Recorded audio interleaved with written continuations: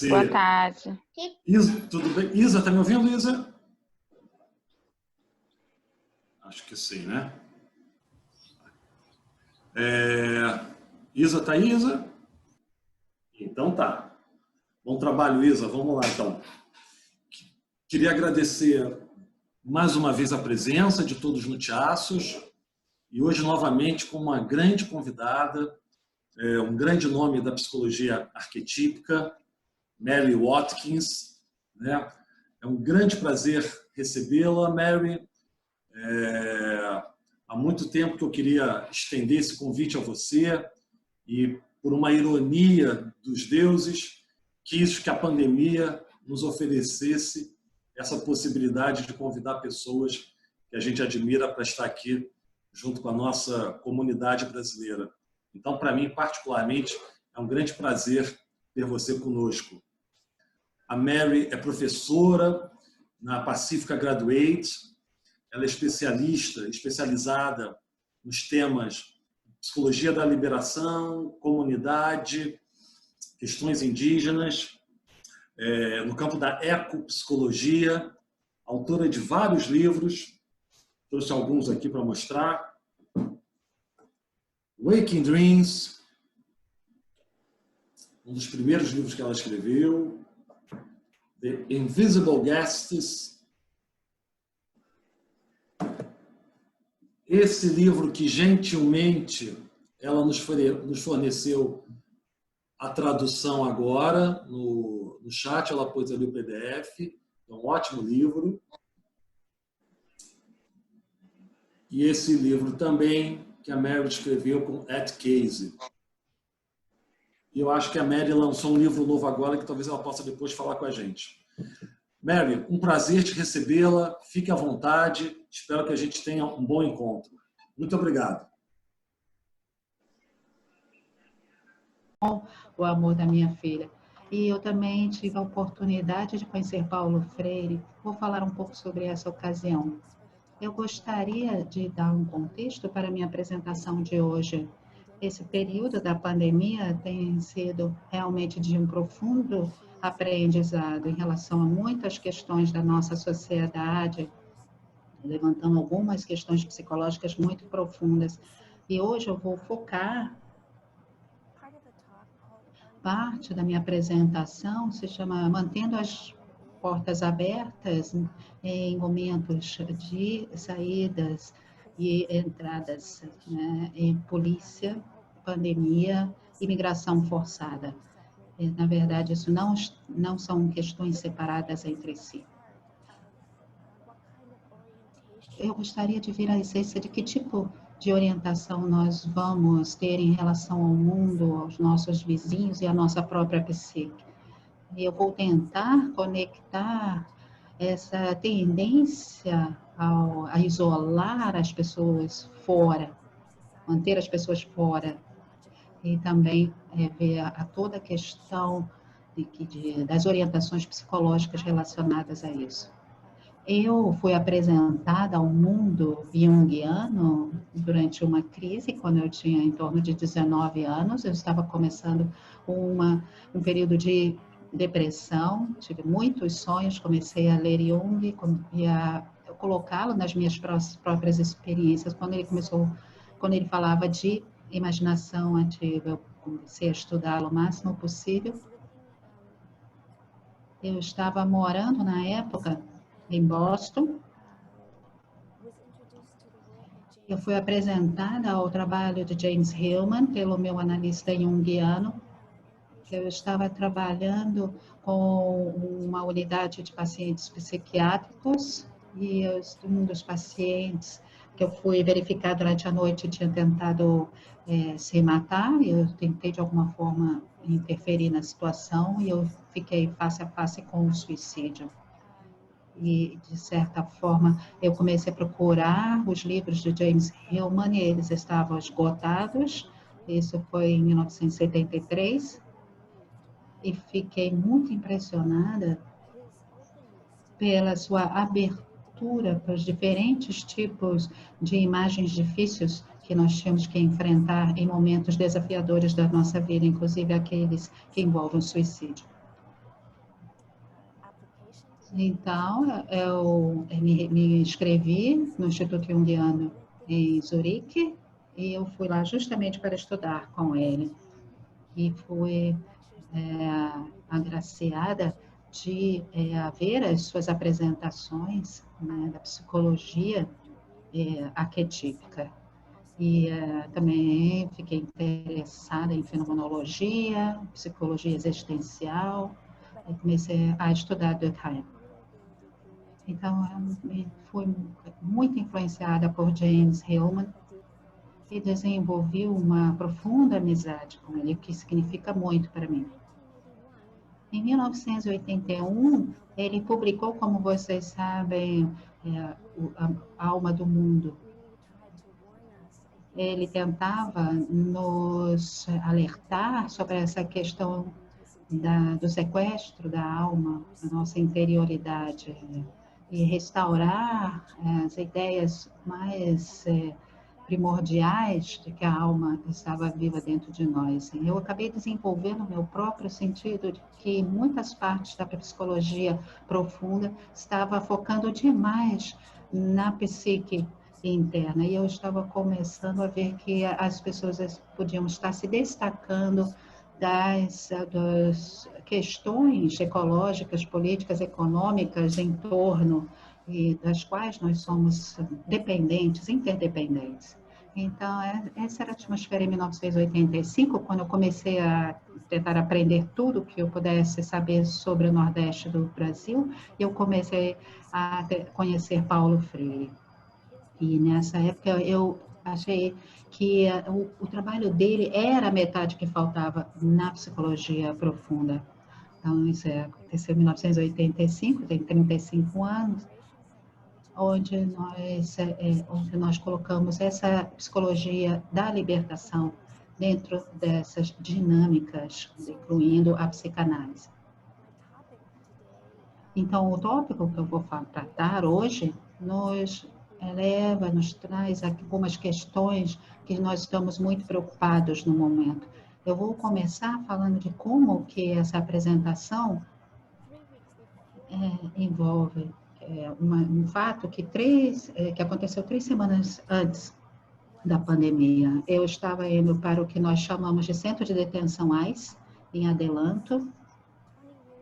Nos últimos 20 anos, o meu foco no trabalho comunitário tem sido em torno de imigração forçada, especialmente na fronteira com o México, e também políticas ao longo do mundo que criaram uma proliferação incrível de muros entre países e até mesmo entre bairros e vizinhanças. Eu vou compartilhar com vocês a minha apresentação PowerPoint.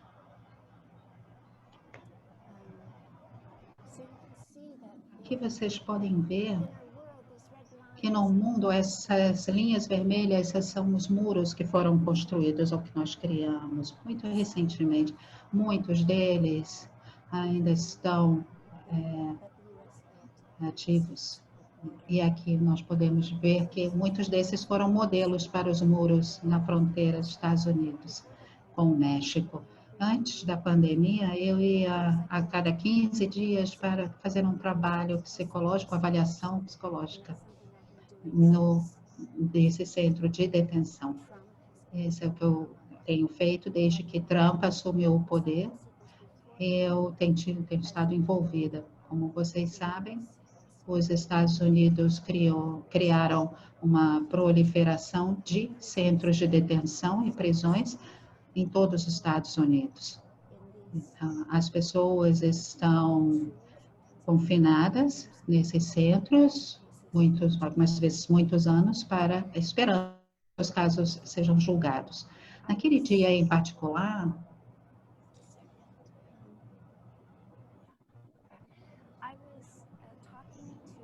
eu estava falando com uma pessoa dos Camarões. Cameroon, actually, who had traveled to Brazil, and then e depois para a Colômbia, passando por todas essas dificuldades para passagem para Honduras, Guatemala, Costa Rica, México, e depois ficaram na fronteira e tiveram que ficar em Tijuana por alguns meses antes de ter a sua solicitação de asilo aceita, e foram colocados assim nesses centros de detenção, nas prisões. Então eu fui fazer esse encontro com eles e como você, não sei se vocês sabiam que os africanos estão atravessando o Brasil para passar por toda essa longa jornada até chegar nos Estados Unidos. Então essas pessoas, elas suportaram torturas, as mulheres foram estupradas nas prisões e nos seus países de origem, e também tiveram que deixar seus filhos para migrarem para os Estados Unidos. E dentro desse caminho encontraram todo tipo, as piores coisas que os seres humanos podem suportar. As piores coisas que o ser humano pode fazer ao outro ser humano. Eu não vou listá-los aqui, que eu tenho certeza que vocês têm conhecimento. Então, leva mais ou menos 3 horas de carro do centro até a minha casa, e realmente as histórias são tão difíceis de serem ouvidas que ouvir colocar todas essas questões numa perspectiva de que possa mudar a decisão sobre a vida deles. Então, eles estavam colocados em lugares imundos, estuprados, elas estavam colocados, abandonados como mortos, e continuaram a estuprá-los mesmo depois de abandonados. Então, as coisas que aconteceram foram horríveis. E, particularmente, isso está envolvida com as coisas que Trump está fazendo na nossa sociedade. Então, nós temos, então, algumas questões de proteções ambientais que proibiram colocar os materiais tóxicos e metais pesados nos rios dos Estados Unidos. Então, os noticiários dizem que as empresas e as indústrias vão poder, de novo, mais uma vez, serem liberadas para jogar esses materiais nos rios. Então, como é que eu posso juntar essas experiências, as pessoas sendo torturadas e tratadas de uma forma tão horrível e também a morte de rios, riachos, e são questões horríveis que trazem consequências gravíssimas em animais e nos seres humanos, especialmente para o sistema nervoso central.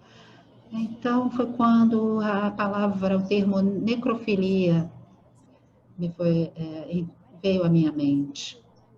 Eu tive contato algumas décadas atrás com esse termo, quando eu estudei Erich Fromm.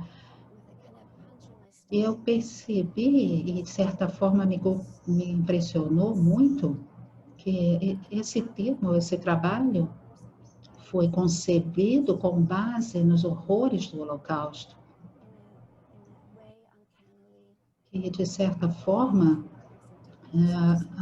muito aplicável nos nossos tempos modernos. Ele tentou descrever o caráter, a personalidade necrofílica, isto é, uma paixão por tudo que é morto, pútrido, doente, uma paixão que transforma aquilo que está vivo em alguma coisa que não está mais vivo. Destruir pelo bem da destruição. O interesse exclusivo em tudo que é mecânico. A paixão por destruir as estruturas vivas.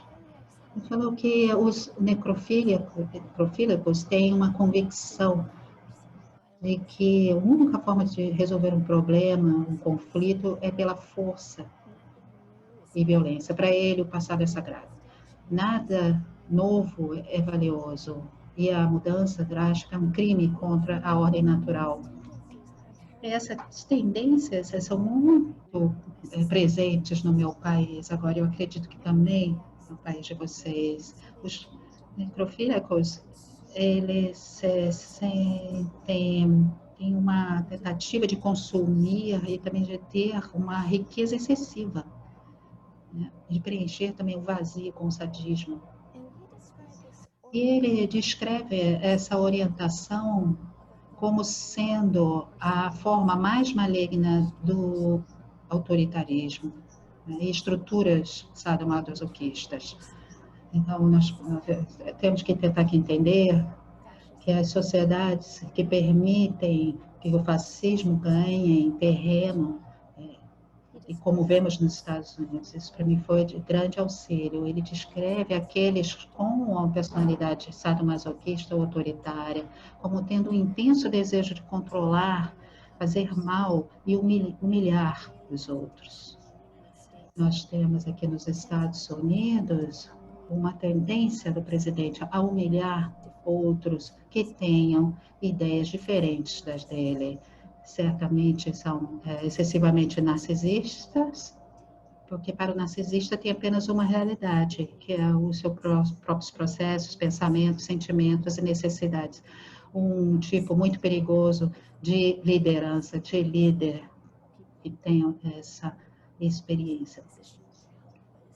Ele está na posição de ajudar e auxiliar pessoas necessitadas e não o faz. Também são agressivas, escrevendo todo. And as encouraging violence, particularly in the face of losing. And this is a shadow right now that is covering the United States. Fromm was very clear that when Hitler began to understand the totality of his loss, that he ordered farmhouses and storehouses of food, museums, historic buildings to be burned. E também destruir e incendiar edifícios históricos e museus. Isso não foi apenas na Alemanha, mas nós podemos ver também aqui nos Estados Unidos que essa violência potencial, né, como nós estamos à beira dessa eleição, dessas novas eleições. Então, o populismo autoritário neofascista, eles apelam para uma sociedade que tende na direção da necrofilia, que deseja restaurar um passado idealizado, provavelmente não para todos, mas para particularmente as pessoas que estão no controle. E como nós sabemos, está sendo, de certa forma, baseado também no racismo e no colonialismo. E eles também tendem a não entender como os nossos destinos estão interligados e como o que eles estão fazendo terão consequências destrutivas sobre os outros. E nos Estados Unidos, isso está ligado a um individualismo radical e muito grave. Por exemplo, nós temos algumas solidariedades coletivas sendo consideradas suspeitas, onde as intervenções do governo para tentar deter ou regular essas questões que possa mitigar isso, acabam sendo acusadas de serem antipatriotas. Então, em particular, esses esforços para frear esse capitalismo desregulado acabará, né, com as desigualdades de renda, que resultam dentro das desigualdades na educação, na habitação e na saúde, eles acabam ficando desesperados, porque, por exemplo, nós sabemos que 1/4 das nossas crianças hoje em dia estão passando fome. Então, eles sentem isso como sendo intrusões, essas ações como sendo que interrompem os seus direitos pela liberdade. Isto é, as vítimas são vistas como aquela que interrompem, né, que são impedidas de seguir os seus próprios objetivos. Eles querem, em vez das vítimas serem aquelas que estão tentando ganhar a vida, apesar de toda a falta de recursos adequados para a sobrevivência de suas próprias famílias. Então, eu acabei indo em direção a esse contexto de Erich Fromm, quando 3 semanas atrás desse fato, a pandemia chegou. Então, historicamente, nós podemos ver que, historicamente, as cidades, elas fecham seus portões, então as pessoas fecharam suas casas e começando a ver o vírus como um invasor. Sônia Shaw, por exemplo, nos pediu para enfatizar, em vez disso, que nós não estávamos completamente desprovidos. Nós temos o poder da cooperação coletiva. Choices we make not to put others at harm. And that if I put this into Fromm's language, this collective cooperation would be a way of having our door open to others, to extend a biophilic orientation to what's Então, de uma necessary. orientação biofílica. Mas, em vez disso, infelizmente, apesar de muitos estarem trabalhando arduamente, nós vemos as tendências pela a necrofilia aumentando em torno de todos nós. Alguns grupos são mais fortes do que outros. Eles desejam, podem desejar sacrificar até a vida daqueles que eles valorizam, ou daqueles que eles não valorizam, isto é, até as pessoas que empacotam nossas comidas, etc. Com alguns setores desejando, né, que esse vírus possa até entrar nos asilos e sacrificar os mais velhos. Então, fazendo com que as pessoas sejam obrigadas a voltar ao trabalho, apesar de todas as consequências que nós estamos vendo, algumas escolas que voltaram a funcionar, a morte já está, de certa forma, atingindo os professores, mas é claro que eles não se preocupam com isso. Então, aqueles que estavam seguindo essa tendência da liberdade individual, onde eles querem ir onde eles quiserem, eles não querem se recusando a usar máscaras, negar o distanciamento social e realmente se defender contra aqueles que interessam a eles para pensar no bem-estar coletivo. Vou mostrar algumas dessas imagens que conectam essa orientação necrofílica, essa questão enfatizada da liberdade individual com essa realidade da bandeira dos confederados americanos sendo exposta nessa manifestação. Palavras como liberação, tirania, estão sendo usadas no seu sentido oposto. E onde nós estamos vendo, por exemplo, pessoas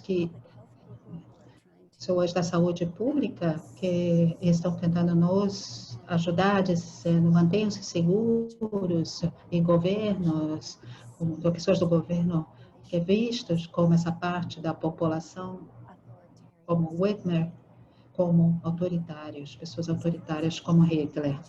Então, é um momento muito desafiador para a gente.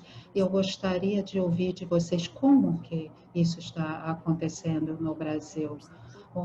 Escritores muito importantes afro-americanos, eles escreveram diferentes artigos, fazendo uma diferenciação entre a liberdade para e a liberdade de. Nesse sentido, nós temos duas concepções de liberdade que nos golpearam desde da escravidão. Isto é, essas consciência escravagista, né? Que é a da liberdade que afirma as liberdades que faz mal aos outros. A liberdade para escravizar, para explorar, para empobrecer, para silenciar e matar. A liberdade para Então, a liberdade para fazer mal, em termos de coronavírus, é que a pessoa tem a liberdade para infectar os outros. Ele contrasta esse conceito, essa palavra, com a liberdade de, que valoriza a liberdade comum, comunitária, a liberdade da escravidão, da exploração, da pobreza e de todos os assassinatos e silenciamentos. Isso é a liberdade do mal. Isto é a liberdade da infecção. Se liberar da infecção, se libertar. Então, a liberdade para infectar versus a liberdade se libertar da infecção. Então, nós devemos nos lembrar do outro lado que a Fromm estava tentando nos mostrar, que era a orientação biofílica e a ética. Isto é, que tem a ver com o amor à vida. Cada pessoa tem esse senso de que a vida é sagrada. Isto é, os animais, a natureza e o nosso compromisso com proteger, com base no nosso amor por isso. O amor pela vida é contagioso, se comunica sem palavras.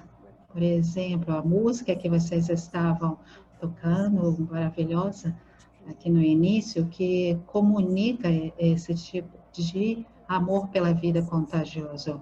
Pode ser observado em toda a atmosfera de uma pessoa ou de um grupo, um contato afetuoso com os outros durante a infância, liberdade e ausência de ameaças. E também os ensinamentos que acontecem pelo exemplo e não com pregações, isto é, que estimula as nossas forças e a harmonia.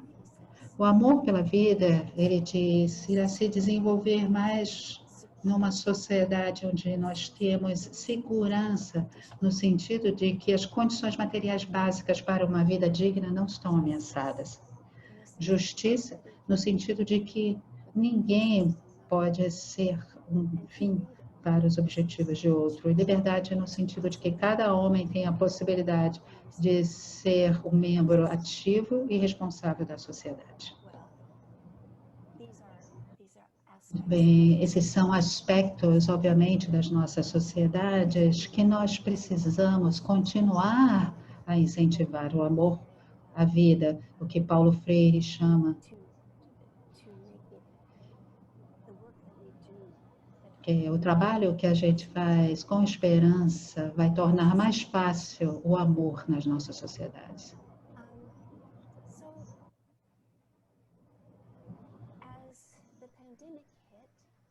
Quando a pandemia chegou nos Estados Unidos, também no Brasil, conforme eu soube, o chamado para lidar com isso de forma mais profunda, nós tivemos toda essa violência surgindo. Então, eu gostaria de falar das raízes da polícia, das prisões nos Estados Unidos e um pouquinho no Brasil. Eu sei muito pouco sobre isso, mas eu tenho esperança que vocês me guiem de forma mais profunda sobre o assunto. Então, para criar essa orientação biofílica, nós precisamos entender melhor a liberdade para violentamente retirar as pessoas de suas terras, de suas casas, e forçá-los à escravidão, à servidão, proibir vizinhos de se ajudar, fazer a vigilância policiar e aprisionar de forma falsa populações subjugadas e para manter longe aqueles considerados indesejados. Então, dentro dessas raízes, eu gostaria de voltar para a ideia dos comuns. E é datado até mesmo de antes do século XV, século XVI, Commons eram terras que eram usadas e sustentadas como um bem comum. Era uma terra que não era de uma pessoa individualmente. Vocês poderiam ter todas as coisas que vocês quisessem. Vocês tinham obrigações, claro, e deveres para garantir que os comuns fossem autossustentáveis e as pessoas estavam compartilhando para as pessoas necessitadas os frutos, as sementes, os pastos e os animais. E, de acordo com Gary Snyder, os comuns eram um modo antigo de proteger e de também administrar as terras de regiões autogovernáveis. Pertenciam à comunidade local e os membros da comunidade local. Então, na Inglaterra e na Irlanda, nós começamos a ver os cercos dos comuns. Eu não sei como explicar isso, não encontrei muito sobre isso em Portugal, mas nós temos movimentos no presente de estabelecer esses comuns em Portugal. Mas eu gostaria de falar um pouquinho com vocês.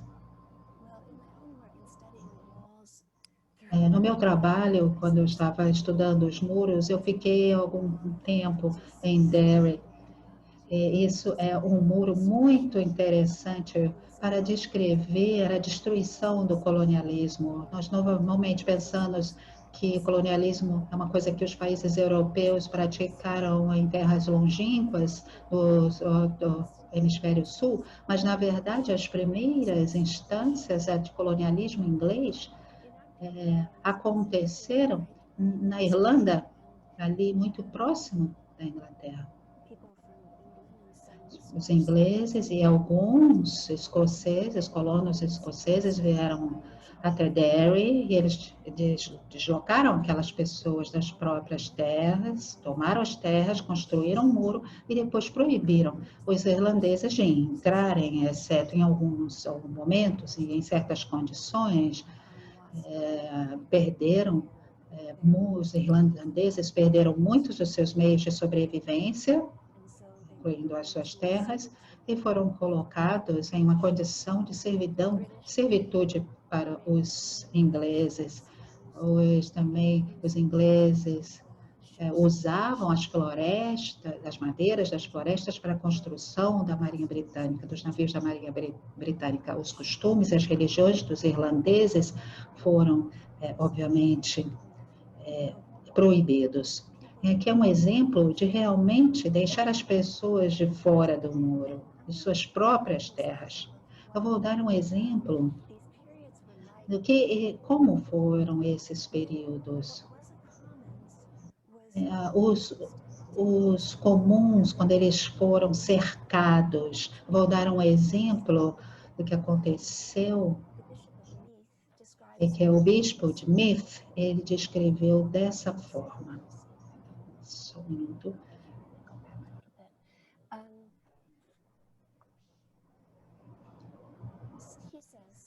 Ele diz, 700 seres humanos day and set adrift on the world to gratify the caprice of one who before God and man probably deserve less consideration than the last and least of them.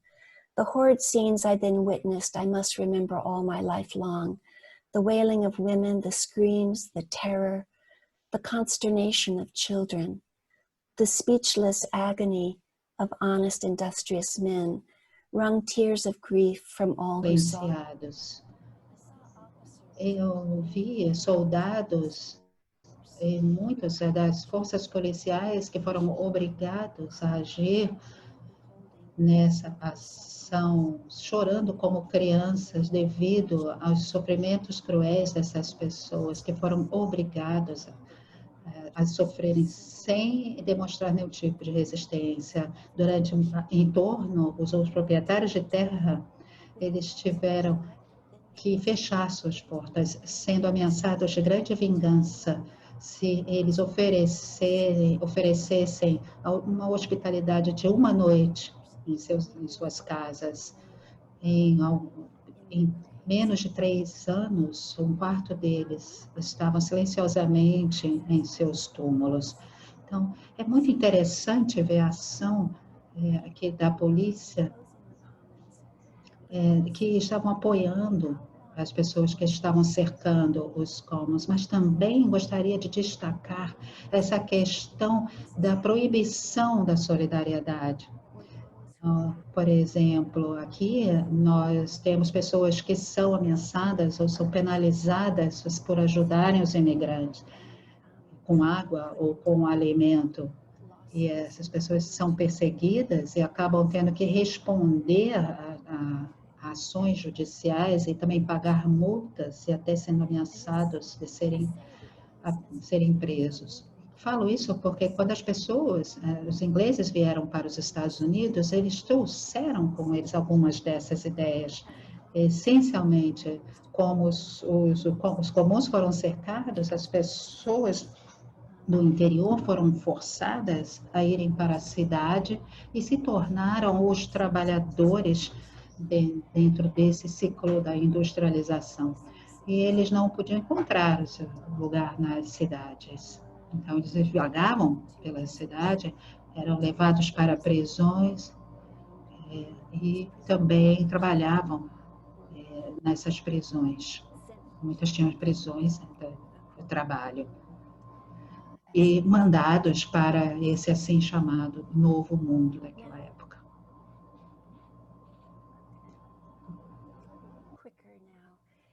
Vou um pouquinho mais rápido agora.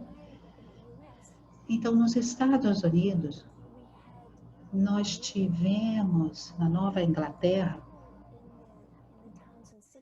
as pessoas das cidades eram chamadas, de certa forma, alertadores.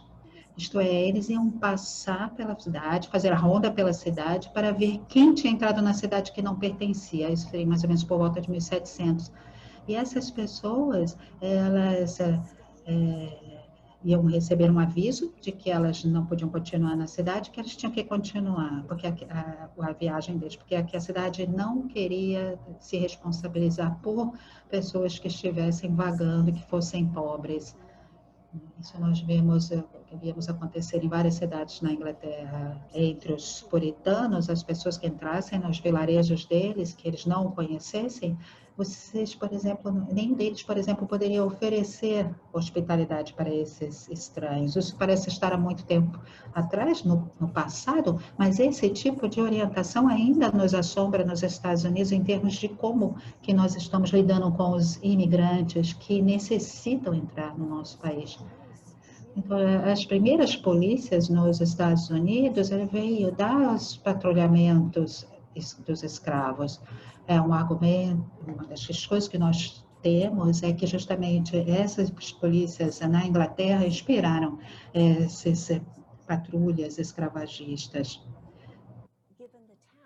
Estavam, na verdade, tinham a tarefa de prender os escravos que quisessem aprender a ler ou escrever, prender escravos que tentassem fugir e também escravos que não se conformassem respeitassem os desejos de seus proprietários. Eu acredito que isso tem muito a ver com o Brasil.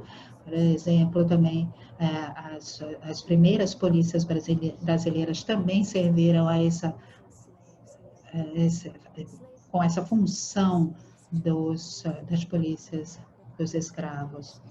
E os policiais puniam através do chicote, né, muitos desses escravos que tentassem fugir ou não respeitar os desejos de seus proprietários. E também aqui nos Estados Unidos, nós temos esses patrulhamentos, como tivemos na Inglaterra, tinham a função de pegar aqueles que eram considerados pobres, indesejados, e prendê-los, ou então colocá-los dentro de uma prisão de trabalho, de uma situação de trabalho forçado. Isso acontecia nos Estados Unidos, mas eu acredito que foi uma prática também no Brasil. colocando as pessoas na prisão para trabalhar muitas vezes a lado com os escravos. Então, no sul dos Estados Unidos, nós temos os Texas Rangers, que é uma polícia para a fronteira que foi criada em 1838, quando teve a guerra dos Estados Unidos-México, e que grandes terras do México passaram a ser parte dos Estados Unidos. E os Texas Rangers formaram essa polícia e tiveram o trabalho, né, de criar um terror, da mesma forma que a Ku Klux Klan criou esse terror. Na verdade, a KKK é uma continuidade do Texas Rangers, e eles eram forças paramilitares que linchavam mexicanos e mexicanos-americanos, as suas propriedades, e agora eles foram terrorizados para que eles mudassem para o outro lado da fronteira, da nova fronteira. E o Texas Rangers é agora o que nós chamamos de Patrulha da Fronteira, ou ICE. Esse é uma das maiores contingentes policiais dos Estados Unidos, que cresceu de forma exponencial desde o 9 de setembro, do 11 de setembro, que nós celebramos com tristeza hoje. Quer dizer, todas as dificuldades que os Estados Unidos criaram em todo o mundo depois deste evento trágico. E também as dificuldades criadas na militarização das nossas fronteiras do Sul e também de todas as fronteiras no mundo. Então, eu vou pular um pouquinho. Essa aqui é uma imagem do Rio, que vocês provavelmente conhecem, porque vocês têm o próprio modelo de criação de muros. Então, dentro dessa questão do policiamento nos Estados Unidos, conforme a gente enfrenta esses esforços, faz esses esforços de conter, nós temos que ter essa consciência pública do modo como esse policiamento sempre foi, essa polícia que nós chamamos de trabalhadores, de uma determinada classe, isto é, essa questão do relacionamento que as pessoas da classe média ou as pessoas da classe alta têm em relação à polícia é completamente diferente da relação que a polícia tem com as pessoas de uma classe mais baixa. Então, se tornou uma questão de estrutura de classe. Aqui nós estamos vendo o que surgiu com o assassinato de George Floyd, pelo que li, aqui no Brasil, que uma semana antes do assassinato de George Floyd, que vocês tiveram o seu próprio assassinato desse jovem João Pedro. E depois vocês também tiveram o próprio movimento. Talvez seja um outro capítulo desse mesmo caso que nós tivemos aqui nos Estados Unidos. Eu vejo imagens como essas, de demonstrações e protestos enormes contra a polícia. Então, eu vou pular aqui um pouquinho. Então, falando algumas questões levantadas por Jacques Derrida, que realmente me inspirou quando eu comecei a trabalhar com essa questão da fronteira dos Estados Unidos e do México. Ele disse que, na essência, cada um de nós tem uma essência da nossa própria casa. Acho que nós podemos pensar como nossa casa, metaforicamente, mas ele diz que tem um espaço dentro da nossa casa. Eu penso também nisso em termos psíquicos, no nosso coração, na nossa casa, um lugar que a gente acessa, onde nós podemos abrir a nossa porta para o estranho. Nós todos podemos dar as boas-vindas ao estranho. Acho que vocês vão concordar em dar as boas-vindas ao estranho de uma forma que lembra pedofilia. Isso é dentro, isso é quem hospeda está dentro, sem convidar o hóspede. Ele está fora de quem está dentro. Somente o hóspede convidado pode recebê-lo dentro de sua própria casa. Agora eu gostaria de abrir para para um diálogo com vocês de como essas questões de manter as pessoas do lado de fora ou mandar as pessoas para trás dos muros e como isso está ressonando no Brasil. Nós sabemos, por exemplo, que na história da Inglaterra, o capitalismo industrialismo, o surgimento das prisões e das polícias aconteceram exatamente na mesma época. E criaram esse legado que eu acho que nós ainda estamos tendo que enfrentar e testemunhar de forma muito triste. Agora, Marcos pode abrir a discussão para a gente. Muito obrigada pela atenção de vocês. Obrigado, Mary. Thank you. Muito difícil assistir, ouvir a tua palestra, porque ao mesmo tempo a gente reconhece quase como um espelho a realidade brasileira. E de alguma maneira, todas essas questões que você pontuou na tua fala, elas estão, eu diria, totalmente explicitadas no Brasil, particularmente nesses 2 anos de governo Bolsonaro. Então, é assustador o quadro. Eu queria te fazer uma pergunta para a gente começar o debate. Como foi que nós chegamos aqui? Como foi que nós chegamos nessa condição? Talvez politicamente a gente consiga entender isso, pela via econômica e social a gente consiga, mas eu queria te perguntar como entender isso psicologicamente. O que está acontecendo tanto nos Estados Unidos como aqui no Brasil, na Hungria? O que está constelado de alguma maneira que nos permitiu chegar numa situação tão necrofílica, né? Essa necropolítica? Você tem uma hipótese para isso?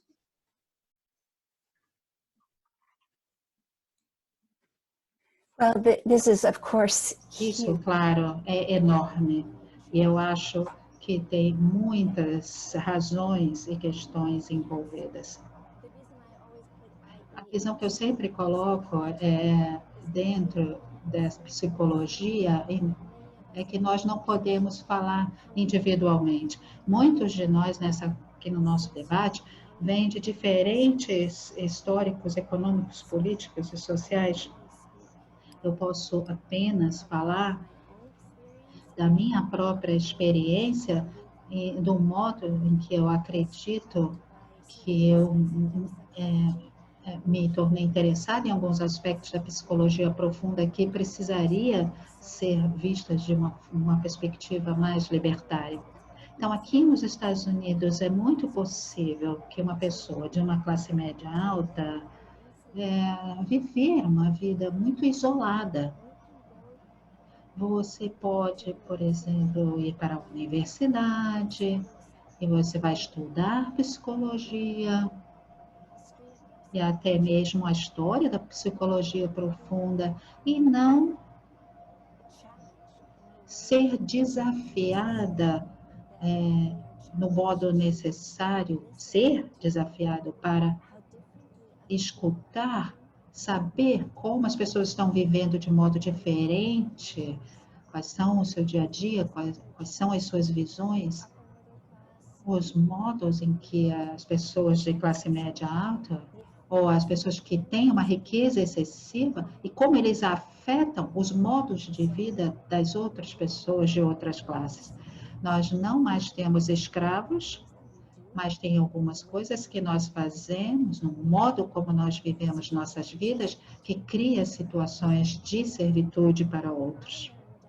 Então, quando eu entrei em contato com a psicologia profunda e estudei a fenomenologia, o trabalho de Fromm se destacou. né? Na verdade, eu não via em nenhum lugar. Eu comecei a ler a sua obra em torno de 20 anos atrás e eu percebi que ele deveria ser ensinado em Durkheim, quando eles estavam ensinando fenomenologia, quando eles estavam estudando a psicologia profunda, porque um leitor de Jung, Freud, é um leitor de Lacan, mas porque ele era de descendência africana, vivendo na França, se tornou um participante do movimento de libertação da África, o seu trabalho, de certa forma, foi colocado de lado dos estudos da psicologia profunda. O seu trabalho é crítico para que a gente entenda os modos em que a psicologia profunda estava sendo usada na África do Norte, em outros lugares do mundo, em modos muito negativos. Por exemplo, apoiando o colonialismo.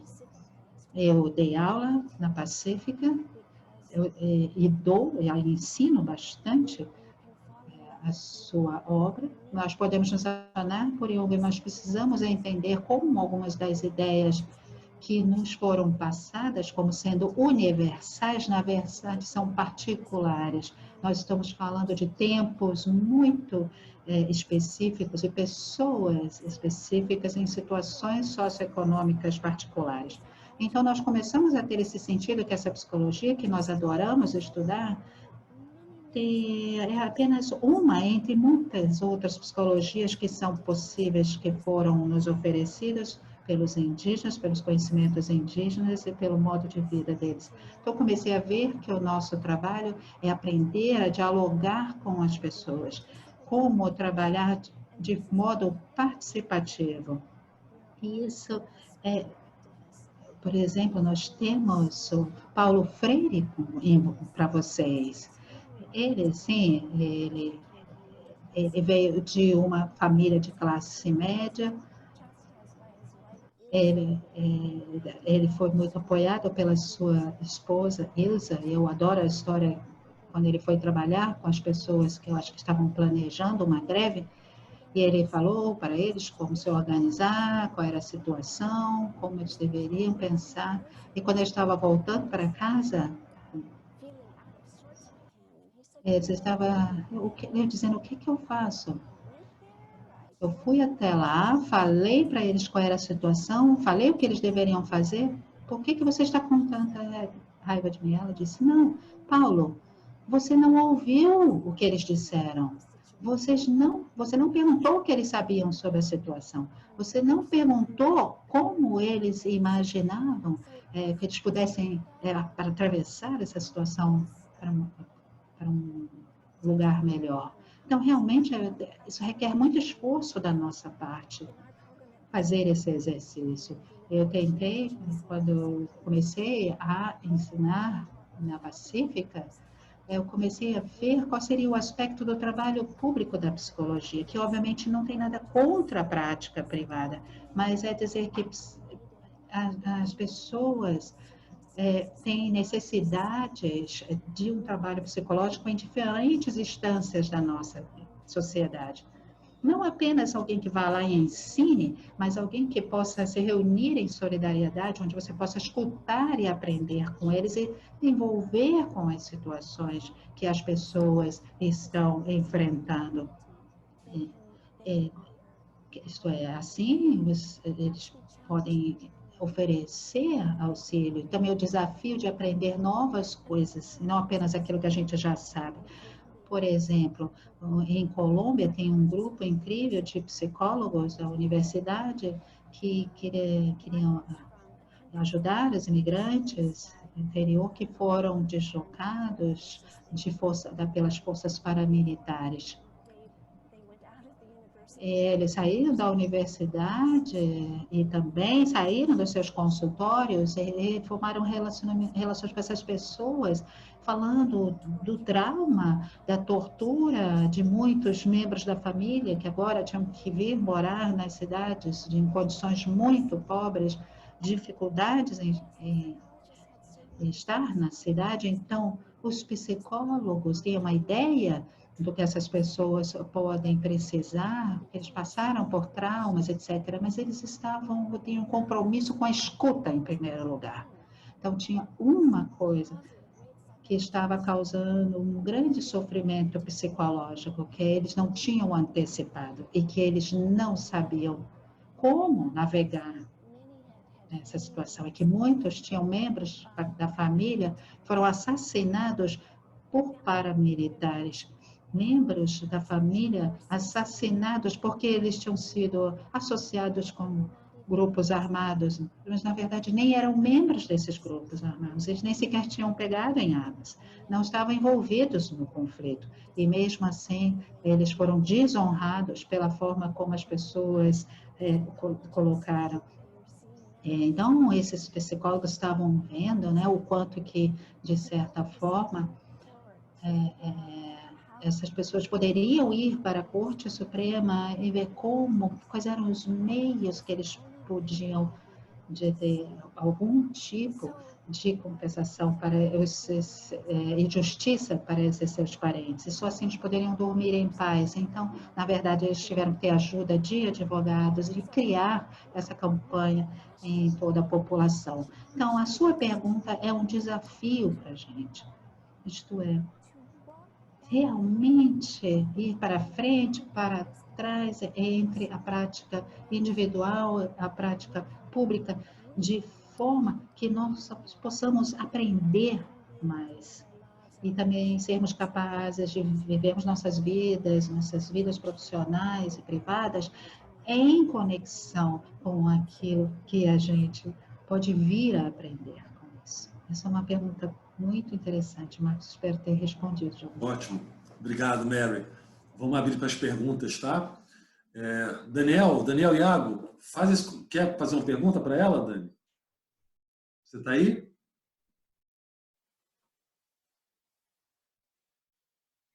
Daniel? Estou Oi. aqui. Por Mary, favor. que prazer conhecê-la. Agradeço muito a sua fala, né?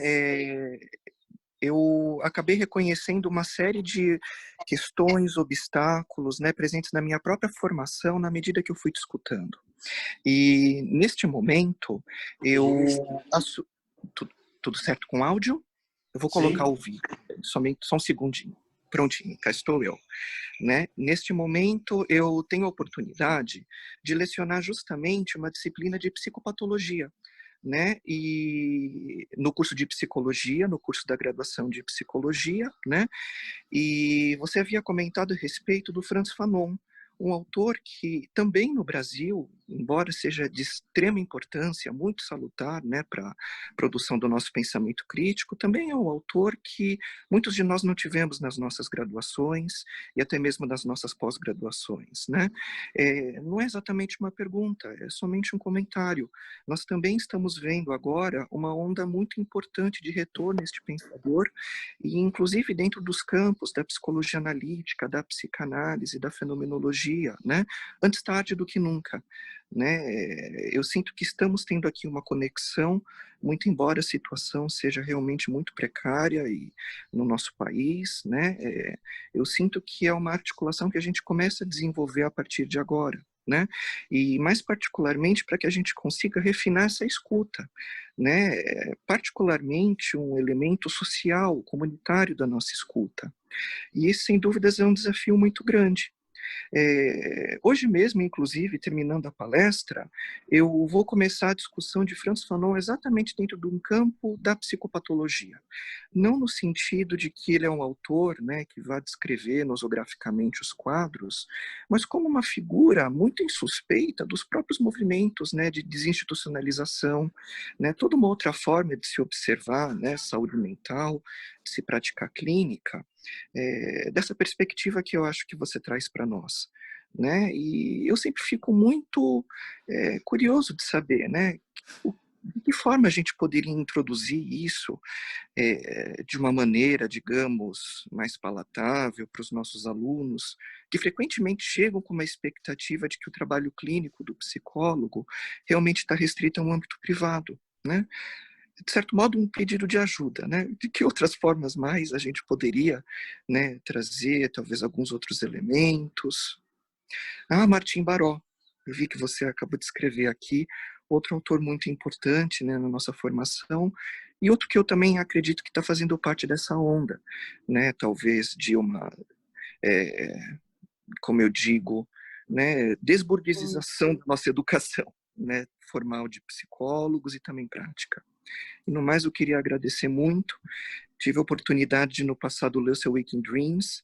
Eu acho que é um dos livros mais eloquentes e ricos que eu já tive a oportunidade de conhecer. Adoraria um dia ter a oportunidade de traduzi-lo. Né? Um grande abraço, um grande beijo. Muito obrigado. Thank you, Daniel. I do have Obrigada, Daniel. Eu tenho algumas questões para adicionar. the way that we teach psychopathology must be changed. And for me, the first person who was critically impactful for me was Arthur Kleinman. O Dr. Kleinman, que é um psiquiatra, antropólogo e um epidemiologista psiquiátrico. Trabalhou em diferentes culturas e muito profundamente na China. Então, nos anos 80, ele escreveu esse livro, Repensando a Psiquiatria. Ele diz que a epidemiologia psiquiátrica, se você olhar para a prevalência das desordens psicológicas e sofrimentos psicológicos, você pode começar a ver um sentido nisso pelos tipos de coisas que as pessoas suportaram na vida. Eles falavam sobre psicopatologia, e falar sobre ela, nós precisamos falar também da miséria social, porque coisas como migração forçada, violência em qualquer nível, desde violência doméstica até o genocídio, racismo, sexismo,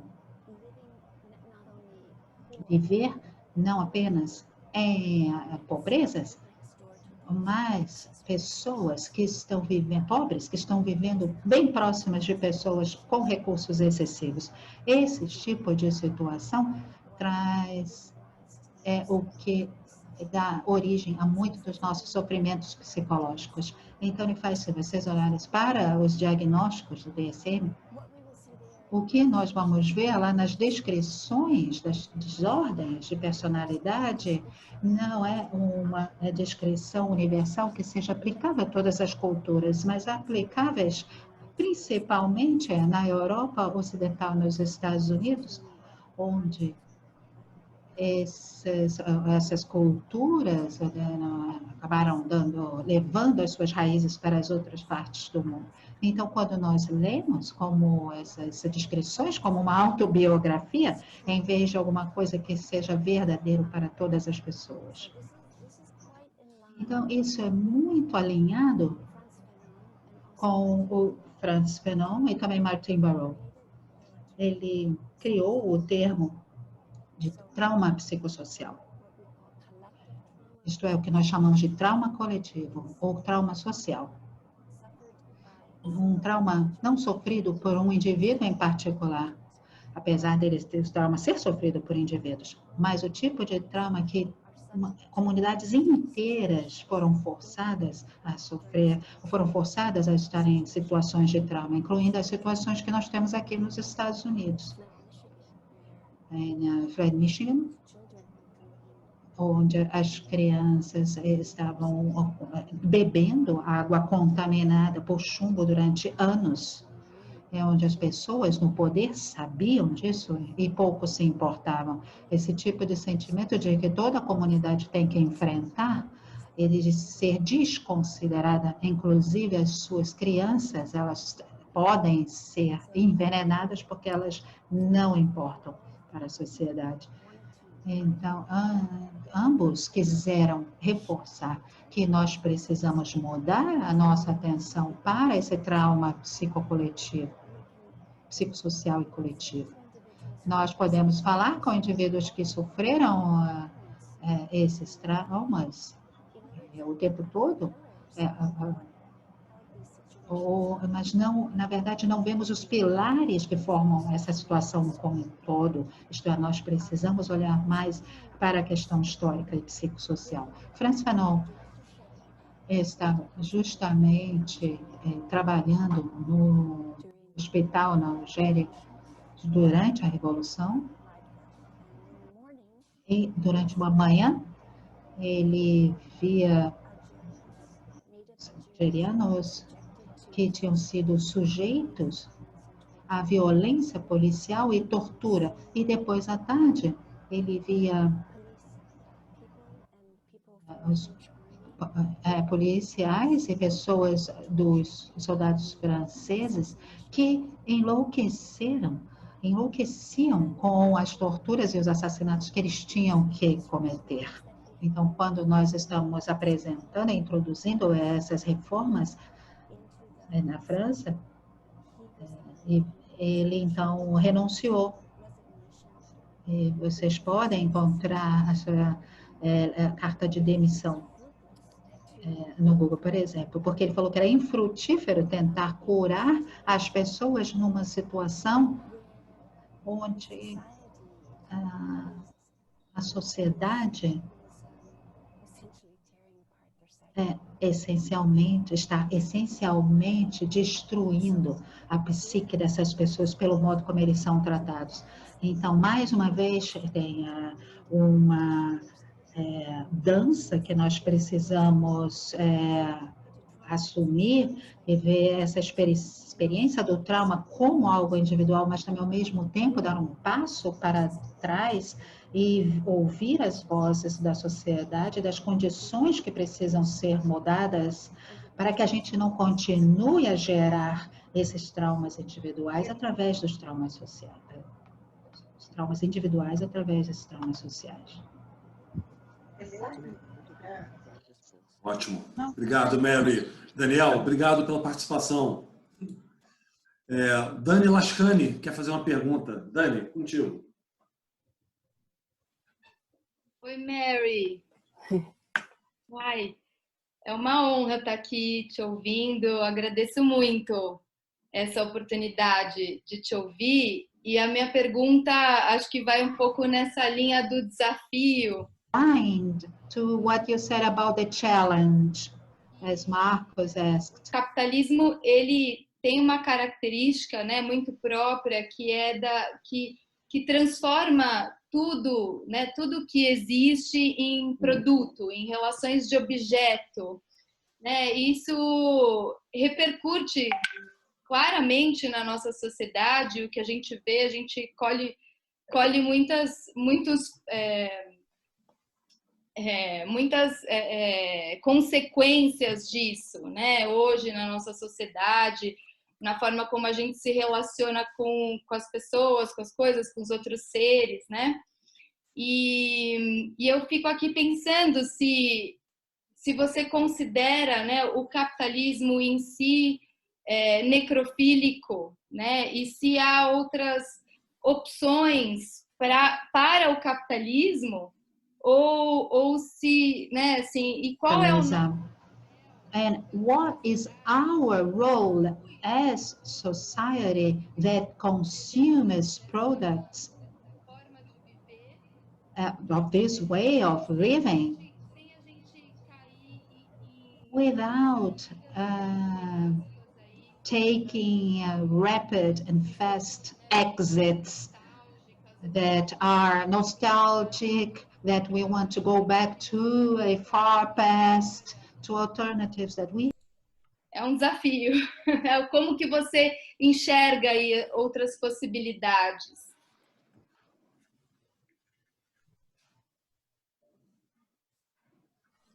That's an excellent question, Daniela. Essa é uma pergunta muito boa, Daniela. Muito obrigada. Tem formas de capitalismo que são menos perniciosas, mas eu acho que o capitalismo ele se desenvolveu em formas destrutivas de relação entre as pessoas e das pessoas com o ambiente. Martin Barrow, que eu gostaria também de apresentar para vocês, caso vocês não conheçam o trabalho dele. Estranhamente, hoje é o dia que uma das pessoas envolvidas no seu assassinato foi levada a julgamento na Espanha. mas ele era um jesuíta também, um psicólogo social, trabalhava em El Salvador durante os conflitos naquele país. Ele falou que um dos desafios dos psicólogos é entender como acessar a tristeza. Acho que nós falhamos nisso. Nós podemos ver a destruição dessa ambição excessiva através de tudo que nós vivemos nas relações das pessoas, nas cidades, os acessos diferentes aos recursos básicos que as pessoas têm. Mas uma das razões que nós falhamos em ser capaz de criar a ter algum pensamento em relação a isso é que nosso trabalho como psicólogos está inserido no capitalismo. E também distorce as nossas relações com as pessoas com as quais a gente está querendo trabalhar e ajudar. Isso é uma coisa muito difícil de falar, que eu sei que nós também temos que ter nossos modos de sobrevivência.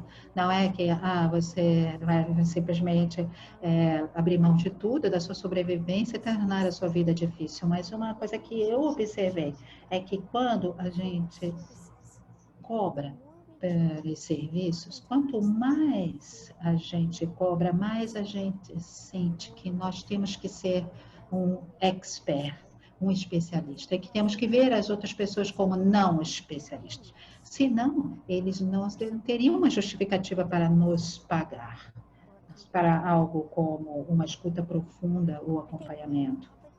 Então, eu acho que na prática pública da psicologia, eu peguei emprestado essa palavra de acompanhamento, acompanhamento psicossocial ou ecossocial.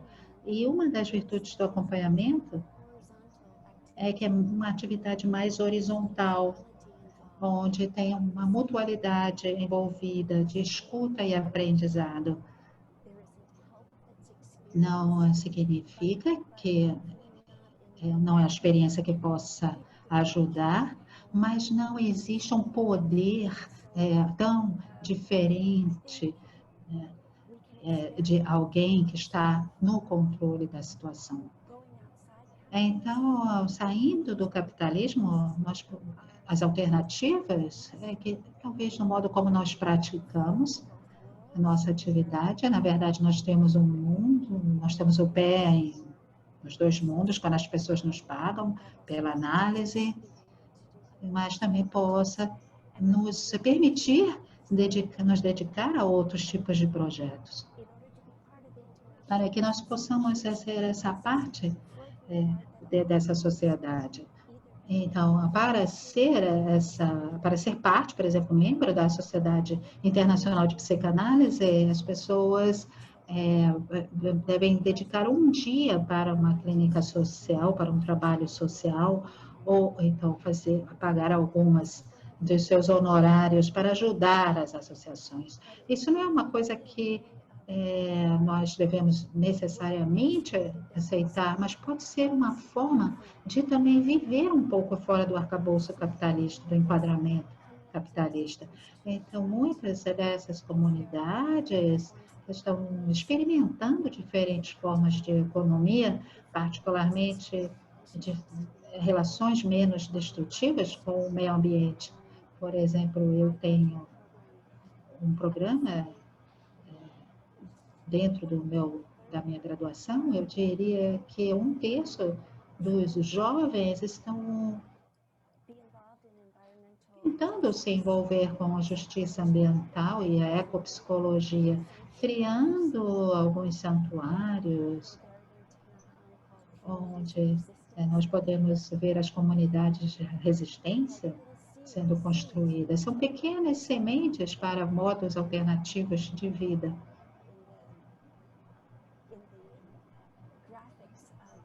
Dentro desses gráficos, those kind of communities of resistance exist, and the idea is that someday maybe those stars will begin to to merge so that we have regions where there is freedom from the extractive. Para se reunir, e nós poderemos ter algumas regiões com menos aspectos destrutivos causados pelo capitalismo. Tem muito mais a ser dito sobre isso. Que bom que você abriu essa questão. Eu realmente gostaria de aprofundar mais. Obrigado, Mary. Obrigado, Dani. Temos 3 perguntas. Patrícia, Carmen e Kátia. Tá? Vamos na ordem. Patrícia, por favor. Bom, boa tarde, Mary. Um prazer poder te ouvir. Foi agora? Foi. Boa tarde, Mary. Um prazer te ouvir. Ficaria dias e horas aqui te ouvindo. Muito obrigada pela tua fala. Eu queria pegar uma carona na fala da Dani, pensando um pouco no capitalismo. Não quero saber se você é otimista ou pessimista diretamente, né? Mas eu tenho uma atividade nas ruas de São Paulo e sou uma apaixonada pelas cidades. E a gente tem observado aqui em São Paulo, principalmente, né? As pessoas estão saindo das cidades, né? Assim, sei que na Flórida também, hoje uma paciente me contou que está tendo uma saída, né? As pessoas procurando casas, cidades menores, né? Depois da pandemia. E acho que a pandemia trouxe, né, Mary? Acho que a tua fala aponta para isso, né? Essa questão social, né? Da pandemia mostrou o abismo que a gente vive, né? Assim, entre os mais favorecidos e os menos. E a tua fala me levou a pensar, né? Tenho trabalhado muito essa ideia do contato, né? Do medo do vírus, né? Da máscara que protege versus a máscara como muro, né? A tua fala me levou a pensar que será que estamos todos atrás das nossas máscaras, né? Mais protegidos? Então eu fico pensando se vai ter um fracasso do social, né? Assim, a Paulista, nos últimos anos, a gente tinha a Paulista Aberta, que é uma avenida super movimentada, aos domingos tinha algo mais democrático, né? Uma rua mais habitada, né? As pessoas mais na rua, as cidades mais vivas. E São Paulo está triste, né? Assim, é uma cidade em que 6, 7 horas, assim, a questão da segurança volta a ser uma questão muito temerosa para as pessoas, né? Cidades muito vazias. Então, queria te people just leave the city and go back to their homes. So I just would like to ask you, if you imagine what is going to happen in the future, if we are going to manage to E o perigo disso. Então, muito obrigada pela tua fala e fiquei aqui pensando nessa ideia dos muros, né? Os muros cada vez mais levantados em relação à pandemia. Muito obrigada. Yes. Thank you. Yes, very, very Obrigada. Sim, a mesma coisa aqui nos Estados Unidos. Nas grandes cidades, as pessoas com mais recursos simplesmente deixaram as cidades, abandonaram suas casas. Isso é o que eu sei de Nova York. E deixaram para trás os trabalhadores essenciais na cidade. Então, em termos de esperança, houve uma conversa.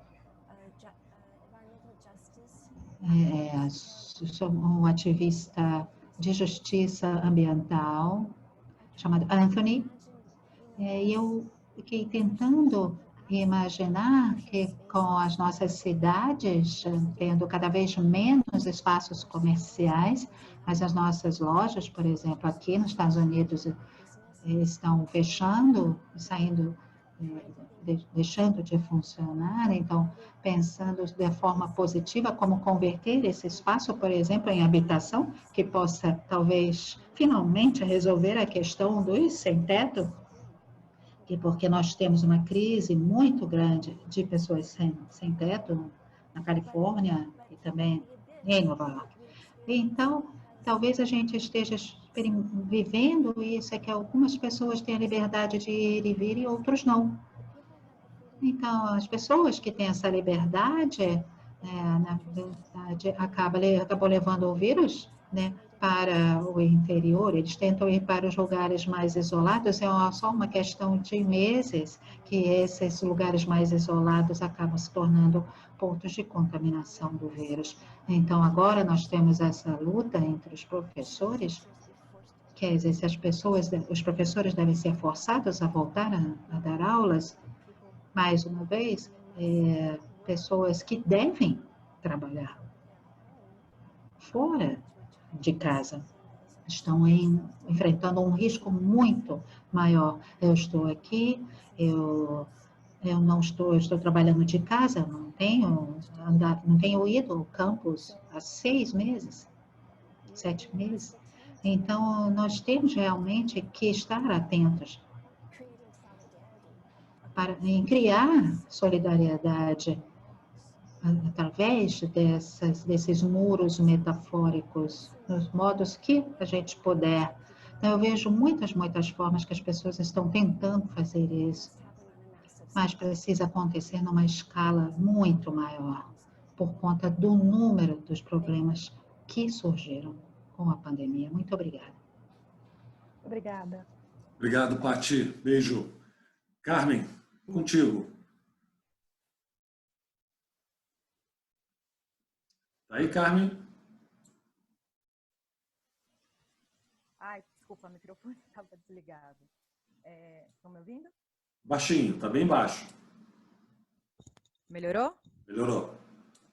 Mary, agradeço muito a tua fala. Obrigada. A tua fala me levou a pensar no quão iatrogênico pode ser essa psicologia excessivamente subjetivista, que está desconectada do mundo, né? E com uma lógica muito de centro, que exclui as lógicas periféricas, né? Atualmente eu tive uma experiência aqui na pandemia de supervisionar um grupo que estava atuando nas periferias. E o grupo tinha sido chamado por uma ONG porque as pessoas estavam muito ansiosas, né? Mas quando a gente foi ouvir a ansiedade dessas pessoas, o que aconteceu foi que elas não tinham certeza se elas iam ter água para poder lavar as mãos, né? Se o caminhão-pipa ia abastecer a comunidade. Elas não sabiam se iam ter vaga em hospital, caso elas tivessem a Covid. Quando os parentes delas tinham a Covid, elas não sabiam, elas só sabiam deles quando eles saíam de alta ou então quando eles morriam, né? E elas tinham muito medo porque as casas tinham cerca de 30 a 40 metros quadrados, às vezes moravam 9 pessoas. Oi. Roberto, tá microfone aberto. Aberto. Então, o que aconteceu, né, é que assim, isso era visto como se ainda por cima essas pessoas fossem culpadas por estarem ansiosas, né? E a nossa intervenção ali foi muito pensar e elas se sentiam muito invisíveis e muito impotentes.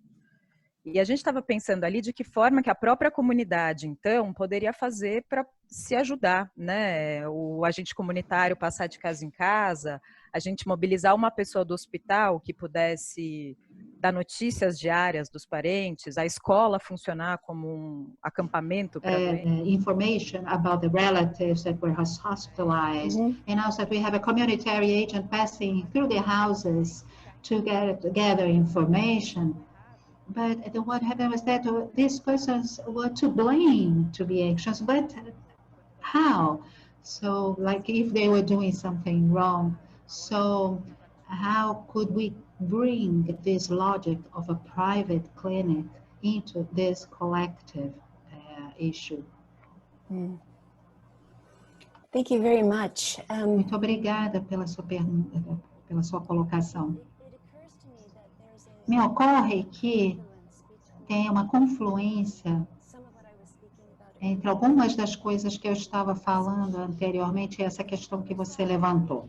O que nós vimos na história, é que essa criminalização progressiva de alguns grupos de pessoas, que, na verdade, foi bastante inapropriada, por exemplo, na Inglaterra, a separação dos pobres merecedores dos pobres não merecedores e criminalizando os pobres não merecedores, colocando-os em prisões, em cárceres, até mesmo nos Estados Unidos, criminalizando, por exemplo, os imigrantes forçados. Dentro do diagnóstico psiquiátrico, nós não estamos criminalizando, mas nós estamos, de certa forma, psicopatologizando as pessoas. As pessoas que estão vivendo em circunstâncias muito difíceis. Claro que sentem uma depressão muito profunda, uma ansiedade muito grande, e acaba sendo colocados ou sendo vistos como pessoas que estão no estado psicótico. Então, dentro da diagnóstico, e isso também é uma coisa que nós temos que colocar e pensar, é que nós tendemos a esquecer que situações eles estão enfrentando que levaram a ter esses sentimentos, para poder, na verdade, tratar esses sentimentos. Então, por exemplo, ele fala das pessoas que sofreram tortura. Para os imigrantes que foram vítimas de tortura, para conseguir ajuda nos Estados Unidos, a menos que eles sejam capazes de ir a uma clínica especializada nisso, eles precisam, por exemplo, se envolver numa prática privada ou uma clínica pública, e nós vemos a partir daí os diagnósticos. E o tratamento que eles recebem é baseado no diagnóstico. Então, talvez eles podem ter sido pessoas incrivelmente corajosas, talvez eles estivessem em solidariedade com a sua comunidade, talvez eles tenham a qualidades de liderança, e de repente agora eles são um paciente psiquiátrico. Então ele fala, nós estamos, de certa forma, limitando a totalidade dessa pessoa, quando você desconsidera o contexto em que essa questão surgiu. Então, criminalizar as pessoas e psicopatologizá-las, nós podemos ver, quer dizer, é claro que isso pode dar alguma âncora para você e guiar no que você pode fazer, mas frequentemente não funciona dessa forma.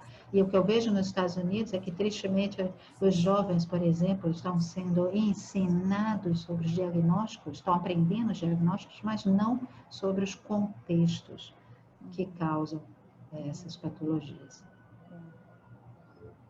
Thank you. Obrigado, Carmen. Kátia e depois a Sônia Labate, por favor. Olá, boa tarde, Mary. Agradeço que você tenha trazido um contexto político para o debate da psicologia junguiana. Considero muito importante, principalmente nesse momento que nós estamos passando aqui no Brasil, além da pandemia, né? Como o Marcos comentou, o governo é muito totalitário. Eu queria te perguntar se você conhece o movimento QAnon que está acontecendo aí, que é um tipo de um anônimo que criou uma teoria conspiratória sobre abuso, pedofilia, e um herói, então, né, que vem a ser o Trump para salvar a todos. E esse tipo de fake news, que tem uma influência muito grande, consegue mobilizar uma população e criar, né, uma irrealidade muito fantástica. E eu gostaria muito se você pudesse comentar sobre isso, porque é algo que tem me deixado bastante aterrorizada, sabe? Em termos psicológicos, né? Da imaginação caminhando por aí, sabe? Seria isso. Yeah. Well, it's Sim. just... Também me perturba muito, tanto que eu realmente não tenho sido capaz de investigar isso tanto quanto eu gostaria. Isso tem a ver com algumas das coisas que nós estamos falando. Quer dizer, que tipo de notícias as pessoas estão recebendo. Agora, por exemplo, populações inteiras que estão recebendo, entre aspas, notícias que não são notícias, que são cheias de teorias conspiratórias, falsidades ou mentiras. As pessoas que estão espalhando, não apenas nos Estados Unidos, tem também em outros países que nós temos essas tentativas de desestabilização. Muito claramente, o FBI e a CIA claramente demonstram isso. Então, aludi no início da minha apresentação, que a parte que eu deixei de fora é que eu estava tentando entender antes da pandemia pouco mais sobre vários grupos aqui nos Estados Unidos que estavam apoiando a volta do fascismo. Grupos, particularmente, que eu estava investigando, eram pobres, brancos, que frequentemente enfrentava problemas de desemprego e de habitação, falta de habitação. A proporção uma considerável dessa subpopulação perdeu todo tipo de esperança ou de confiança nos governos, no governo, no caso, e que foram seduzidos por essa retórica de Trump. Apesar de Trump não poderia ser mais diferente deles, e ele é bastante rico e sempre cresceu num ambiente muito rico. De certa forma, eles o ouviam falar sobre a vergonha que eles sentiam aos olhos das pessoas da classe média alta do Nordeste e Noroeste dos Estados Unidos. Então, ele falou dessa questão da guerra civil e trouxe, mais uma vez, esses conflitos profundos para esses pobres americanos, esse sentido de que eles estavam, de certa forma, sendo envergonhados. Mas antes das eleições, ele chamava de deploráveis. O outro grupo eram pessoas extremamente ricas, que costumavam ser democratas e que mudaram para republicanos, porque, na verdade, é muito mais benéfico para eles, financeiramente falando. Eles também são parte dessa rede de notícias que traz à tona essas conspirações para o conhecimento público. Então, as notícias que eu assisto, as notícias que outras pessoas assistem, as notícias que outras pessoas assistem podem ser completamente diferentes entre elas. Sempre teve isso nos Estados Unidos, mas agora está muito pior. E, particularmente, as demonstrações, os protestos que têm acontecido, que sempre foram demonstrações pacíficas, agora estão, de certa forma, se transformando em protestos contra o governo, que realmente não é o ponto principal, ou não era o ponto principal. So good to see your face. Hi, Gilberto. Sônia, muito prazer ver você. Como vai, Gilberto? Sônia,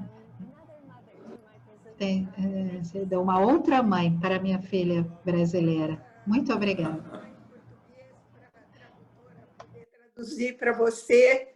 Em primeiro lugar, quero dizer que estou com muita saudade de você e é um prazer enorme te ver. I miss you too. E thank you. You too. Nós estamos todos vivendo nessa época tão pessimista do ponto de vista político e dessa pandemia, mas eu conheço o trabalho que você vem fazendo e que eu gostaria que você contasse para esse grupo, que é o trabalho de mediação entre populações que entraram em guerra civil e depois no processo de paz, e um pouco também da sua formação numa escola que valorizava muito o pacifismo, porque isso, você tem tantas facetas na sua personalidade, no seu trabalho, e eu tenho acompanhado isso ao longo dos anos, sempre com muita admiração com tudo que você faz. Então, eu queria que você contasse esse aspecto mais positivo desse trabalho que você faz, para dar um pouquinho de esperança para a gente. Thank you, Sonia, and thank you for all the favors. Muito obrigada, Sônia. Muito obrigada por todos os favores que você me fez ao longo desses anos. Bom, eu me mudei para a Califórnia 25 anos atrás, do Nordeste dos Estados Unidos. Cheguei numa cidade que eu realmente não conseguia entender.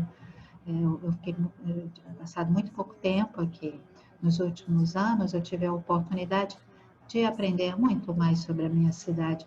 E durante aquele tempo em que eu cheguei, por um tempo, eu fiquei interessada em desenvolver a paz, em conciliação e também em outras partes do mundo.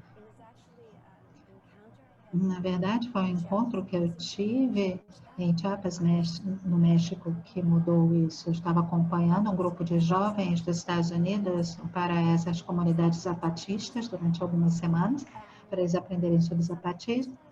Os zapatistas, na tentativa de criar essas alternativas ao capitalismo, nos convidou alguns pessoas de outros países para viver com eles, morar com eles durante algum tempo.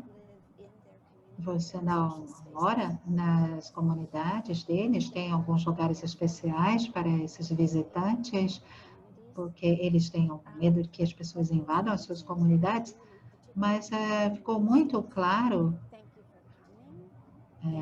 que para as pessoas que vinham dos Estados Unidos, obrigada por terem vindo, obrigada pelo aprendizado, nós não precisamos que vocês fiquem aqui, preciso que vocês voltem para os seus países e desenvolvam o trabalho que vocês estão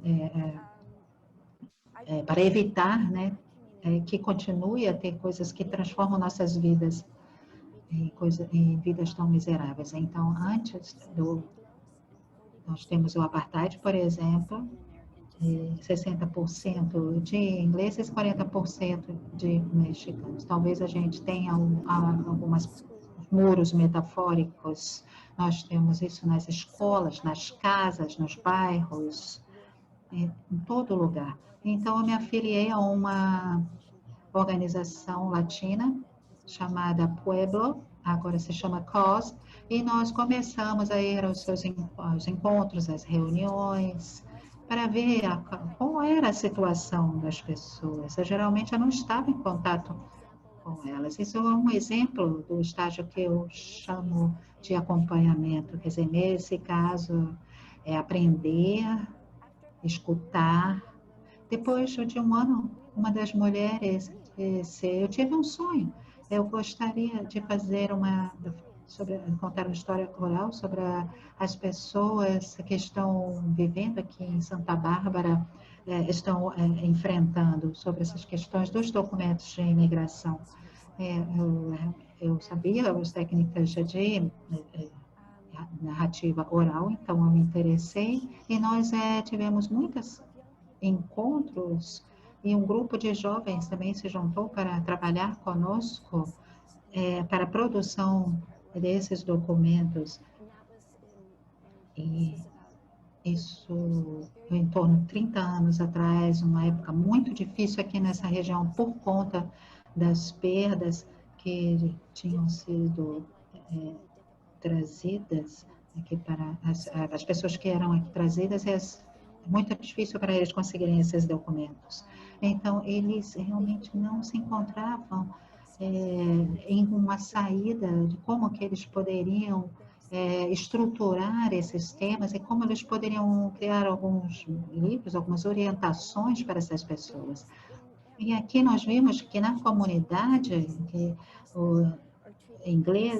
americanos, essas questões simplesmente passavam sem a atenção deles. Eles não tinham curiosidade sobre a vida desses imigrantes, sobre as dificuldades que eles enfrentavam, até mesmo as alegrias dessas populações. Então, nós tivemos esse livro e nós começamos a levar esses diálogos para igrejas, sinagogas, escolas, e os jovens começaram a se interessar e começaram a contar as próprias histórias. Se fosse muito perigoso em termos de se sentir exposto na comunidade, eles contavam a história de outros membros da comunidade. E dessa forma, nós nos envolvemos na construção da paz entre essas comunidades locais, entre pessoas que tinham meios econômicos muito diferentes e também históricos, e também etnias muito diferentes. Então, isso levou a uma série de eventos que o que nós chamamos de uma imersão de fronteira, e como essas experiências da fronteira levava a uma violência contra esses imigrantes, e que os americanos pudessem saber mais sobre essa situação horrível nas fronteiras. Então, as cidades começaram a promover, de certa forma, maior informação sobre esses imigrantes. Então, os vizinhos que tinham a cidadania e os vizinhos que não tinham a cidadania americana. Então, esse trabalho eu desenvolvi durante muitos anos, e uma vez que o Trump foi eleito, eu, de certa forma, percebi que em Nova York isso tomou a forma de que frequentemente você acompanha as pessoas que vão a audiências sobre a imigração, porque os próprios membros da família não podem ir, já que eles também não têm documentos, eles têm medo de serem, então, presos. Então, a pessoa precisa estar fazendo essa interface com a família. Então, eu estava fazendo esse tipo de trabalho. E Trump foi eleito, e eu percebi, como eu comecei a ver as crianças sendo separadas dos seus pais, eu pensei que eu poderia usar as minhas habilidades como psicóloga para fazer avaliações psicológicas, para tentar tirar as pessoas desses centros de detenção o mais rapidamente possível, para que eles pudessem se reunir com seus filhos. Então, esse trabalho... Realmente não se pode falar da especificidade desse trabalho, mas eu tentei em alguns ambientes públicos, como esse, levar algum sentido para aquilo que elas estavam sofrendo e tentando reconciliar de alguma forma esses dois mundos tão diferentes. É um pouco sobre a construção da paz em casa, acho que em todas as comunidades, nós temos muitas possibilidades de construção de paz, de criar conexões e pontes entre as pessoas, construir pontes. É uma alegria nas nossas próprias vidas, de esperança e alegria. Vou falar disso. Isto a minha própria esperança não é o suficiente. Acho que nós temos que ter agora uma esperança radical, baseada na nossa visão, na anunciação daquilo que nós queremos ter nesses nossos tempos, que nós podemos aprender com os nossos tempos para fazer com que as nossas cidades e a nossa situação melhore. Então, eu discuti com o meu editor de colocar a palavra mútuo no título. Ela não entendia por que era uma situação tão importante para mim, até que eu consegui articular mais essa questão para mim. Então, acho que nós temos a situação de acompanhamento, como essas que eu descrevi, existe uma cura que acontece profunda para nós, para a gente. Nós estamos... quando nós não temos uma relação com os nossos vizinhos, nós acabamos nos isolando dentro de casa. Essa relação precisa ser estabelecida, mesmo que sejam só de 3 horas num dia da minha semana de trabalho. Isto é, estar dentro dessa configuração humana, talvez desumana desses tribunais, dessas cortes, mas nós estamos ali dialogando e tentando ver um futuro. Então, posso dizer que, paradoxalmente, e também para o trabalho que eu faço na prisão, eu acho que existe uma certa alegria que você sente nesse tipo de conexão, que eu tenho certeza que muitos de vocês já tiveram a oportunidade de experienciar. Nos dá alguma esperança. Não é uma esperança ingênua.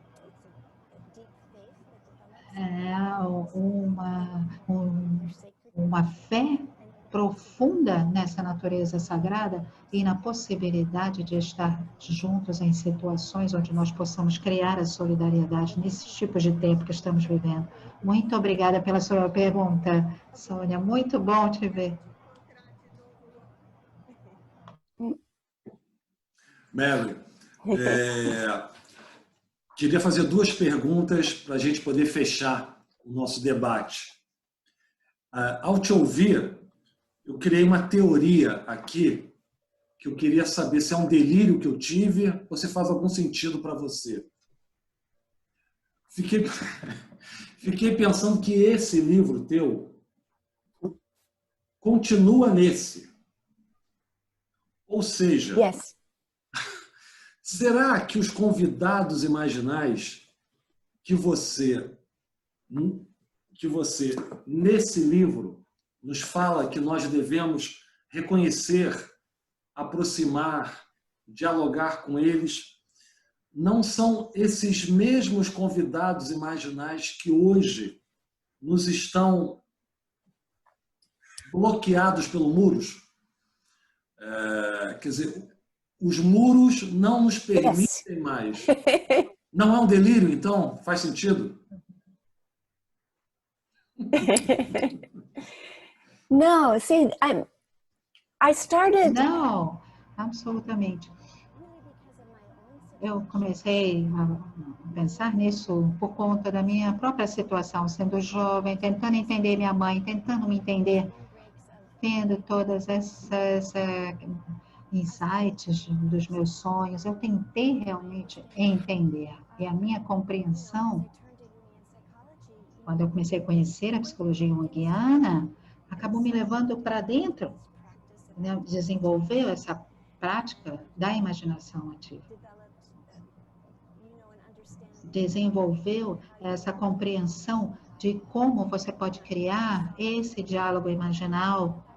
Eu vi isso uma parte saudável da imaginação ativa, porque muitas vezes quando as pessoas estão sofrendo de alucinação, por exemplo, eles estão experienciando vozes que estão dizendo para eles o que fazer, dando comandos. E não é horizontal, não é uma relação mútua, onde existe um aprendizado de ambos os lados. Na verdade, na imaginação ativa, você pode lutar para ter essa relação de escuta e de aprendizado. Eu acho que isso era um espírito que James tinha e que estava tentando passar. Quer dizer, nós precisamos conhecer esses outros imaginais. E eu me dediquei, e se dedicou muito a isso. Mas aí eu comecei a desenvolver a hipótese, eu acho que eu peguei isso de Jung, essa capacidade de ter esse diálogo interno com si mesmo. Talvez pudesse ter influência positiva na capacidade dessa pessoa estabelecer um diálogo com o outro, com os outros. Então, Jung frequentemente enfatiza que você precisa fazer o trabalho interno antes de fazer o trabalho externo. Então, eu ouvi isso de toda a formação do Instituto Jungiano.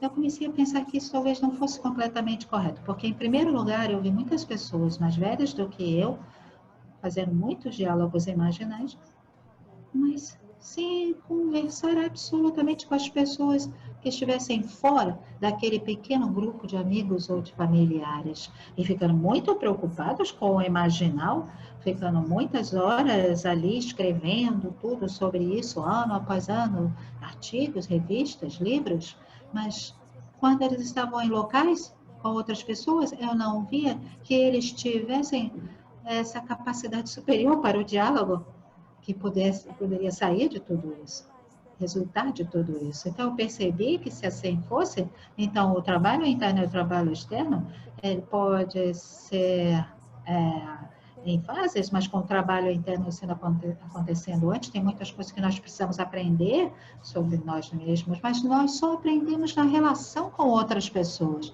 nessa relação com outras pessoas que são diferentes da gente, que foram criados de forma diferente, que têm valores diferentes, que experimentam diferentes desafios e alegrias. Então, eu percebi em algum ponto, e tem alguns escritos já no meu website sobre isso, que você pode começar a tentar desenvolver os diálogos em diferentes espaços, nas escolas, na relação com o trabalho de arte que você está criando, com o filho que você tem, com a filha que você tem, com seus amigos, com seus vizinhos. Mas a questão é como que nós podemos trazer essa capacidade para o diálogo através de diferentes tipos de cenários. Quer dizer, você não está usando um para se defender contra o outro, na verdade. Então, francamente, Freire, ele não fala sobre esse diálogo, mas ele fala da imaginação, quando ele fala dessa enunciação, isto é, sonhar um mundo de relação com o outro.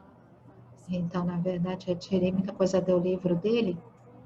Nós estamos observando nossos sonhos e nossa vida imaginal. Um caminho é através, obviamente, do sonho, da imaginação ativa, mas outra é através da relação com outras pessoas. E sonhar uma relação com os outros, uma relação diferente, isto é, o sonho social é um caminho para isso. A ideia da pedagogia do oprimido, que nós vemos desenvolver no Brasil, é um outro caminho para isso, de Paulo Freire. Então, eu não vejo nenhuma contradição entre o trabalho interno e o trabalho externo.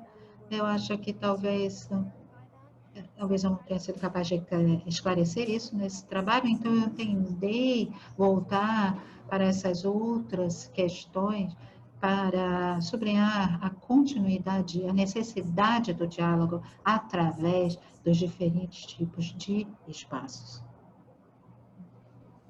Ótimo, obrigado. Queria te fazer uma última pergunta. Nós vamos ganhar do Trump?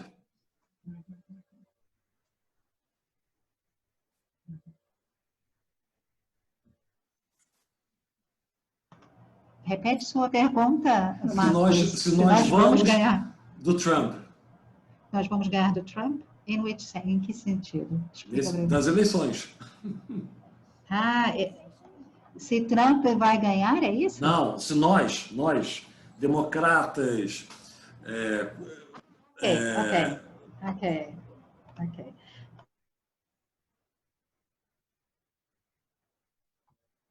Oh, yes.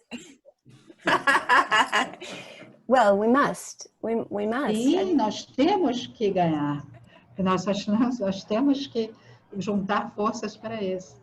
É o que todo mundo está esperando. Na verdade, nós estamos vendo a união de pessoas de diferentes linhas políticas para garantir que isso aconteça, porque muita coisa foi destruída nesses anos. É realmente de tirar o fôlego todos os dias. A cada dia nós temos mais evidência da destruição de pessoas, de animais, de locais. Realmente, a maioria das pessoas não previu isso, mas acho que depois de 11 de setembro tiveram algumas vozes, acho que Susan Griffiths foi uma das pessoas que sentiu que nós estaríamos caminhando, digamos assim, navegando para o fascismo, né? Flutuando para o fascismo, talvez flutuando não seja a melhor palavra aqui, mas as ameaças, né? Então, realmente, isso ter acontecido aqui nos Estados Unidos foi inacreditável, e eu realmente rezo por vocês também. Eu gostaria muito de agradecer essa oportunidade. Toda vez que eu tenho a chance de estar com um grupo de brasileiros, eu me sinto muito tocada pela afetuosidade de vocês, a generosidade de vocês. Realmente, vocês me fizeram muito bem ao meu coração por me receberem, e eu gostaria de agradecer. Tem uma aula na Pacífica, que é online, sobre a psicologia da liberação. Se vocês quiserem saber mais, acho que agora nós temos muito aprendizado online, agora que estamos em casa, então vocês estão convidados. Muito obrigada. Mary, queria muito te agradecer. A recíproca também é absolutamente verdadeira. Para nós ter você junto a nós, trazendo a figura do Paulo Freire, um personagem que anda sendo tão maltratado atualmente pelo governo brasileiro, trazendo questões tão próximas à nossa realidade brasileira. Você, sem dúvida, é uma fonte de grande inspiração para o nosso trabalho. Muito obrigado pela tua presença e pela troca que você estabeleceu com a gente. Obrigado.